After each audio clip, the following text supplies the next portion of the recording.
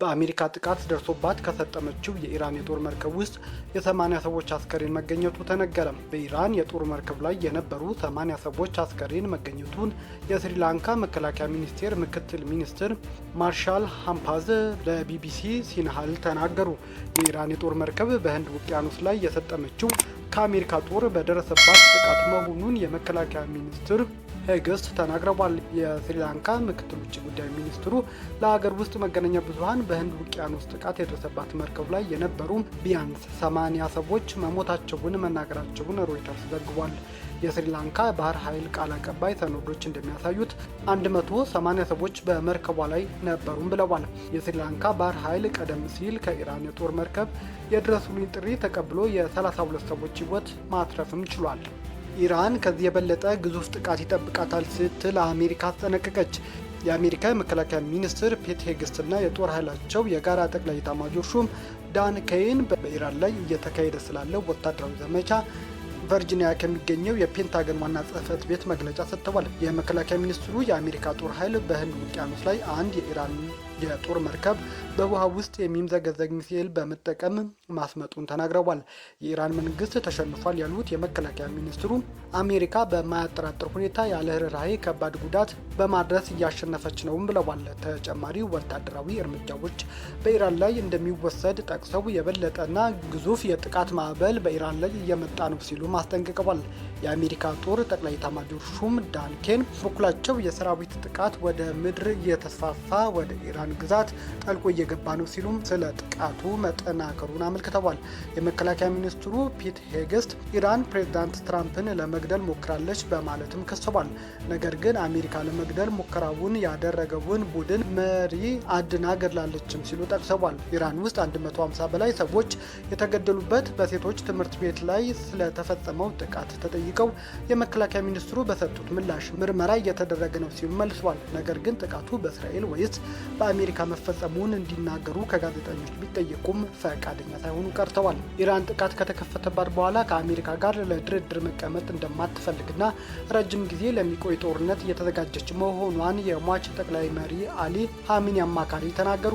አማካሪው መሐመድ ሞሃበር ዛሬ እንደተናገሩት ሀገራቸው ከዩናይትድ ስቴትስ ጋር ለመደራደር ፍላጎት የላትም፣ ለተራዘመ ጦርነትም ተዘጋጅታለች በማለት ድርድር እንደማይኖርም ገልጠዋል። ለሀገሪቱ መገናኛ ቴሌቪዥን በሰጡት መግለጫ አማካሪው በአሜሪካኖች ላይ ስለማንተማመን ለድርድር የሚሆን መሰረት የለም፣ እስከፈለግነው ጊዜ ድረስም ጦርነቱ መቀጠል እንችላለን ሲሉም ተናግረዋል። ይህ በእንዲህ እንዳለ ፕሬዝዳንት ትራምፕ ከሀገራቸው ጦር መሳሪያ አምራች ኩባንያዎች ጋር ከፍተኛ ባለስልጣናት ጋር ዋይት ሀውስ ውስጥ አርብ ሊነጋገሩ መሆኑን ሮይተርስ የዜና ወኪል ዘግቧል።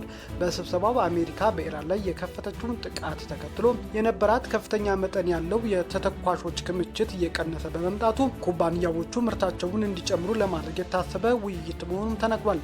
ከዚህ በተጨማሪ የአሜሪካ መከላከያ ሚኒስቴር ፔንታገን በመካከለኛው ምስራቅና በሌሎች ቦታዎች ጥቃት ላይ የዋሉ የጦር መሳሪያዎች ለመተካት $50 ቢሊዮን የሚደርስ ተጨማሪ በጀት ለመጠየቅ እየተዘጋጀ መሆኑን ሮይተርስ ከምንጭ ሰምቻለሁ ዘግቧል። የአሜሪካ መንግስት የጦር መሳሪያ አምራቾች ላይ ምርታቸው እንዲጨምሩ ከፍተኛ ግፊት እያደረገ ሲሆን ፕሬዝዳንት ትራምፕ በሚጠበቅባቸው መጠን እያመረቱ አይደለም የተባሉ ኩባንያዎች ተለይተው እንዲቀርቡ ባለፈው ሳምንት አዘው ነበር። የመከላከያ ሚኒስቴሩ የእነዚህ ኩባንያዎች ዝርዝር ይፋ ያደርጋሉ ተብሎ እየተጠበቀም ነው። ከዚህ በኋላ አስገዳጅ እርምጃ ሊወሰድና ኮንትራታቸውም ሊቋረጥ ይችላልም ተብሏል። በባግዳድ የሚገኘው የአሜሪካ አምባሳደር እንደሚችልም ተገምቷል። ሁኔታውን ይበልጥ አሳሳቢ የሚያደርገው ደግሞ ኳታር ፈሳሽ የተፈጥሮ ጋዝ ማምረት ማቆሟና በሳዑዲ አረቢያ የሚገኘው ትልቁ የነዳጅ ማጣሪያ ስራው ማቋረጡ ነው። በዚህም የተነሳ በአሁኑ ወቅት በመላው አውሮፓ ከፍተኛ የጥንቃቄ ቃላትና የስጋት ድባብ ሰፍኗልም ተብሏል። በባህር ጭነት አገልግሎት ቀዳሚ ነው ተብሎ የሚነገርለት ማርስክ ኩባንያ በመካከለኛው ምስራቅ እየተባባሰ የመጣውን የጸጥታ ሁኔታ ተከትሎ ወደ ተለያዩ የባህረ ሰላጤው ሀገራት የሚያደርገውን የጭነት ምዝገባዎችን ለጊዜው ማቋረጡን ገለጸ። ድርጅቱ ባወጣው መግለጫ መሰረት አገልግሎቱ የተቋረጠው ወደ ተባበሩት አረብ ኤሚሬትስ፣ ኦማን፣ ኢራቅ፣ ኩዌት፣ ኳታር፣ ባህሬን እንዲሁም ደማምና ጁባይልን ጨምሮ በተወሰኑ የሳውዲ አረቢያ ክፍሎች መሆኑን አስታውቋል። ማርስክ ይህንን ውሳኔ ለማስተላለፍ የተገደደው በወቅታዊው የቀጠናው የጸጥታ ስጋት ላይ ጥብቅ የስጋት ግምገማ ካደረገ በኋላ መሆኑን የጠቀሰ ሲሆን ዓላማውም የሰራተኞችን ደህንነት ለመጠበቅ፣ የደንበኞችን ንብረት ከአደጋ ለመከላከልና የባህር ላይ ትራንስፖርት ትስስሩን መረጋጋት ለማረጋገጥ መሆኑን ገልጿል። ይህንን አገልግሎት ማቋረጥ እርምጃ እስከ ቀጣይ ማስታወቂያ ድረስ ጸንቶ እንደሚቆይም ድርጅቱ አስታውቋል። እስራኤል እስካሁን ድረስ ከ5000 በላይ የጦር መሳሪያዎችና ጥይቶችን በሀገሪቱ የተለያዩ አካባቢዎች ላይ ማውረዷን አስታውቃለች። መከላከያ ኃይሉ በኤክስ ገጹ ላይ ባሰፈረው መረጃ የሀገሪቱ የጦር ጀት በኢራን ሰማይ ላይ ያላቸውን የአየር ላይ የበላይነት ይበልጥ እያጠናከሩ እንደሚገኙና ትኩረታቸውም በዋና ከተማው ቴህራን አካባቢ በሚገኝ ኢላማዎች ላይ ማድረጉን ገልጿል። መግለጫውም የኢራን መንግስት በዋና ከተማዋ ቴህራን የገነባቸውን የጸረ አውሮፕላን መከላከያ ስርዓቶች ለማውደም የተፈጸመ ጥቃት የሚያሳይ ነው የተባለለት ተንቀሳቃሽ ምስል አብሮ አውጥቷል። በሌላ በኩል የአሜሪካና የእስራኤል ጥምር ጥቃት ተከትሎ ቢያንስ 1045 ሰዎች በኢራን መገደላቸውን የመንግስት መገናኛ ብዙሃን ዘግበዋል። በጥቃቶቹ ሳቢያ በርካታ ትምህርት ቤቶች፣ ሆስፒታሎችም ጉዳት ደርሶባቸዋል ሲሉ የሀገሪቱ መገናኛ ብዙሃን ዘግበዋል። ኢራን ቀጥታ አሜሪካ ላይ የአጸፋ እርምጃ ለመውሰድ እንደምትችል ዛተች።